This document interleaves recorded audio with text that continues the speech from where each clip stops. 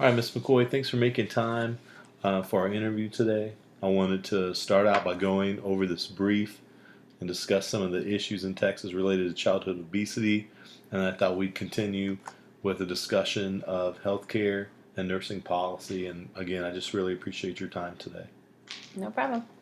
Um, just wanted to get this to you. Kids really need daily physical activity. That's pretty much common sense, but increasing that physical activity time is really important. To do that, we need to really take the time from 1 hour, 2 days a week, to 4 or 5 days a week of physical education. As we've seen the amount of physical education decrease over the last several years, those rates of childhood obesity have increased even more. 2 days a week of physical education really is not enough.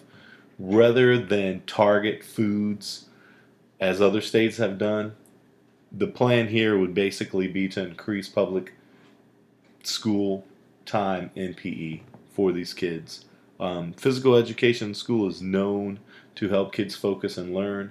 They're able to get out that energy. They're able to, spend more time in the classroom focusing rather than acting out and misbehaving in class. So we think that's important.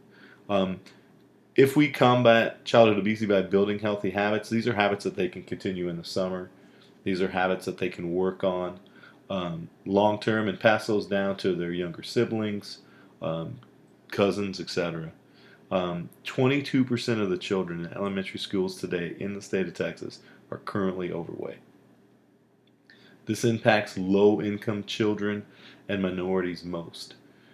In the state of Texas, these groups of people really need that extra time in school. They've got parents working that may not have time for much other than homework and getting to bed at night.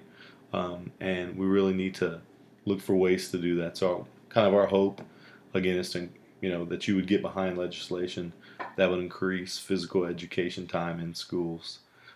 Rates have begun to decline nationally, but not in Texas. So while the rest of the country has caught up, Texas is still lagging behind.